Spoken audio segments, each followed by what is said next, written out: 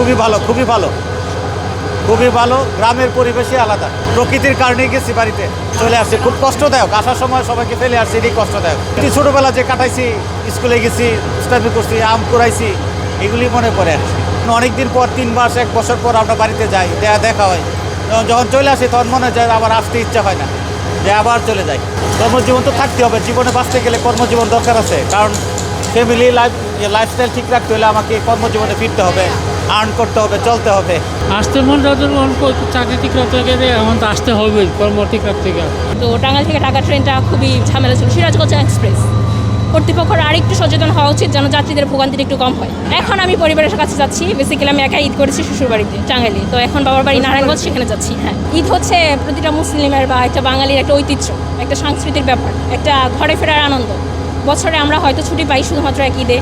আর এবার ঈদ সরকার বেশ ভালো বন্ধ রেখেছে, ছুটি রেখেছে, বাচ্চার স্কুল বন্ধ, আমার বন্ধ, তো সব মিলিয়ে ভালো সময় কেটেছে আলহামদুলিল্লাহ। তবে যাতায়াতের ব্যাপারটাতে খুবই ভোগান্তির শিকার হতে হয়। প্রাইভেট কারে করে আসলে রাস্তায় জ্যাম, ট্রেনে আসা যায়, বাচ্চা একটু এনজয় করে, প্রাকৃতিক পরিবেশ দেখা যায়, কিন্তু সেখানে বসার ব্যাপারে খুবই ভোগান্তি পেতে হয়। অনলাইন টিকিট পাওয়া যায় না, টিকিট কাটার জন্য অনেক ঝামেলা, টিকিট কাটার পরে টিকিট থাকার পরেও কর্তৃপক্ষ থাকে না, বসা যায় না, খুবই ভোগান্তি দিয়ে আসতে হয়। এইটুকু বাচ্চা নিয়ে আসাটা খুবই ঝামেলা দেয়। ঈদ তো আলহামদুলিল্লাহ ভালো ছিল, কিন্তু এখন যে ট্রেনের যে অবস্থা, আমরা আসলাম হলো সিরাজগঞ্জ থেকে।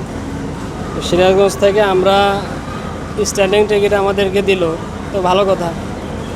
তাহলে টাঙ্গাইল পর্যন্ত সিট ফাঁকাই ছিল অনেকগুলা, এবং টাঙ্গাইল থেকে অনেকে জয়দেব পর্যন্ত সিট পাইলো, এবং অনেকে জয়দেবপুর থেকে কমলা পর্যন্ত পাইলো।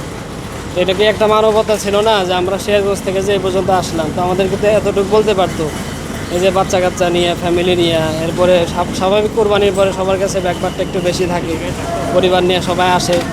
তো আমরা তো ভাবছিলাম প্রথম দিক দিয়ে আসছি, কিন্তু আমাদের এত আজকে যে ভোগান্তির শিকার হইতে হয়েছে, যেটা কল্পনার বাহিরে। এবং আমাদের কাছে এটা প্রত্যাশা ছিল না যে আমরা নতুন সরকার পাইছি আলহামদুলিল্লাহ। তো সবাই তো চায় যে সবাই সুস্থ মস্তিষ্কে, সুস্থভাবে সবাই সব কিছু যাত্রা এরকম পাড়ি দিতে।